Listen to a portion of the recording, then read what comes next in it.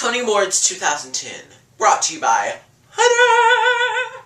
Anyway, the opening number of the Tony Awards was lackluster. Last year's, despite the terrible sound issues, was amazing. I mean, they focused on, like, I think all of the Tony Award, or the musicals that opened during the season, and it was just so energetic and crazy.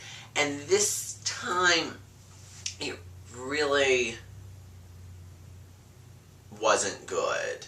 They tried to do, songs that they, in essence, focus on the jukebox musicals, which is all of the musicals except, like, Memphis and the Addams Family. So you had, like, $1 Million Quartet come out with Sean Hayes accompanying them on the piano, and it just felt, they had sound issues and I didn't like them. And, like, Thala came out and they did a little dancey ditty and it was bad. Kristen Chenoweth came out with Sean Hayes accompanying her on the piano and did "Say a Little Prayer for You, Forever and Ever, You'll Be Mine." Don't judge me. And that was nice. Of course, it's Kristen Chenoweth. She never does bad. And Chad Kimball was like the sort of DJ for it. His character in Memphis is a DJ. And so he was the DJ and talking about it. And it was just like, that's just awkward. Not very good. Loved the new set, but it was just not good. And like Sherry Renee Scott and her backup singers did "Up the Ladder to the Roof, and we can see heaven much better." And that was fun. I mean, I really want to see Everyday Rapture. An American Idiot came out last, did a song, then Green Day came out and did 2 songs, and by the end of the number, it felt like it was a Green Day concert, and I didn't know what happened to the Tony Awards. It was like, what the what? So that was mark 1 off for the Tony Awards. Sean Hayes came out. He was an amazing host. I mean, none of his jokes really fell flat, which I really appreciated, because Neil Patrick Harris was great last year, and we just made it even better this year. So hopefully next year will just be fantastic. He did some short little sketches through the show, and I may mention them, but he came out as Annie and was like, "So Annie's coming out in 2012. So I'm dressed up as Bernadette Peters." And Bernadette Peters was there, and he was like, "Oh, look, it's Bernadette Peters." I really wish he had gone, "Oh, look, it's Annie." But, anyway. Performance-wise, some were good, some were bad. I'm going to try and go through them in order, but I'm not really sure in the order entirely, but I'll try. First was $1 Million Quartet, sound issues once again. And this year's weren't as horribly obvious, except during $1 Million Quartet, as last year's. Like, during Guys and Dolls, it's like, "You're rocking the boat." It's like, bad. But their performance did nothing for me. It was just lackluster. It sounded just, no. Then I think was Lacage. I liked Lacage's performance for the most part. Douglas Hodge went out in the audience and did a little banter with them while singing. It was nice. It was nice, though it did feel a little awkward at points. He tried to sit on Will Smith's lap. That didn't happen very well. That didn't work out. And I liked it until the end.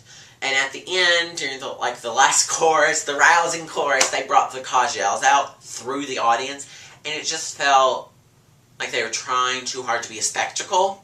It really wasn't necessary.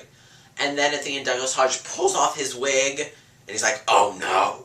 It's like, not needed. Can we just end this broadcasted performance happy, instead of doing the actual ending? I'm assuming it's the actual ending. Anyway. Then was Memphis, I think, and not very good. I don't like any of the music from Memphis. I really don't. I don't want to see the show. I really don't. I mean, at all. Even though, spoiler alert, it won Best Musical. Then was A Little Night Music. Catherine Zeta-Jones performed Send in the Clowns, and poor Catherine Zeta-Jones, she has been sick.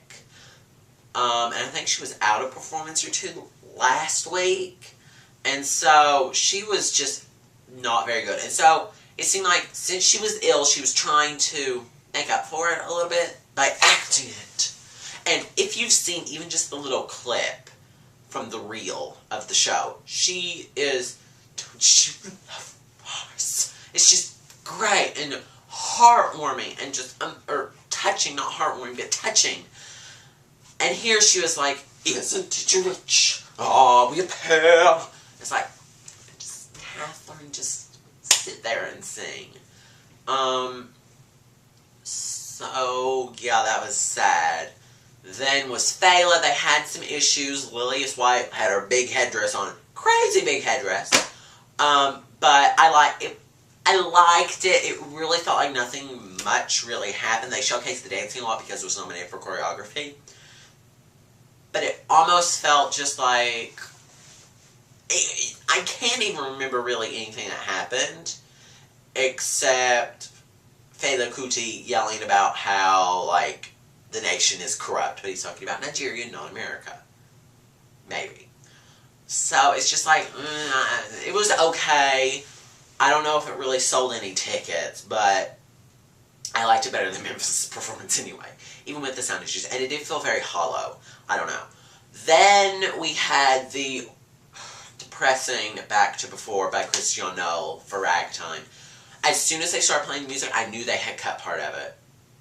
Because she started in, like, the middle. And she sang, like, a minute. In full costume. And that costume, it just felt like she was awkward because she hasn't done the show in, like, 6 months. So, it's like, it just seemed almost exactly like 5 months, really.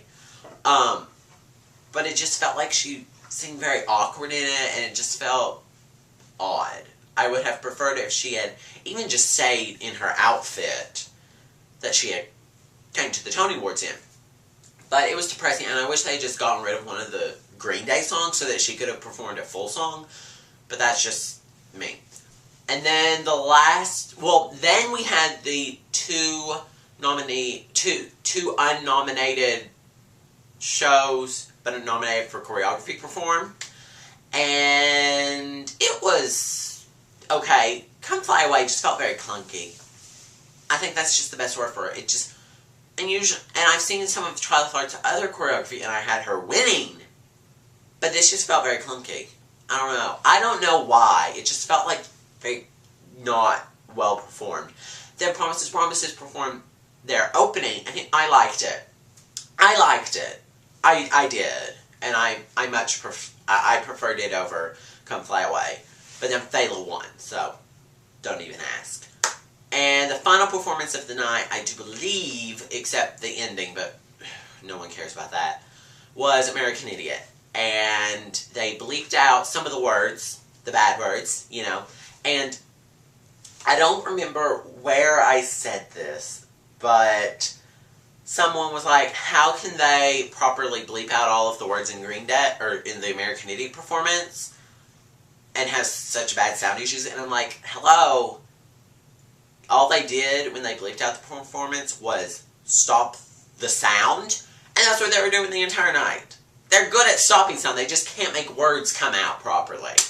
And such bright lights on TV, it hurt it literally, after the performance was over and they went to commercial, my eyes hurt. Like, throbbing pain. Crazy. So it was a fine performance, it was okay.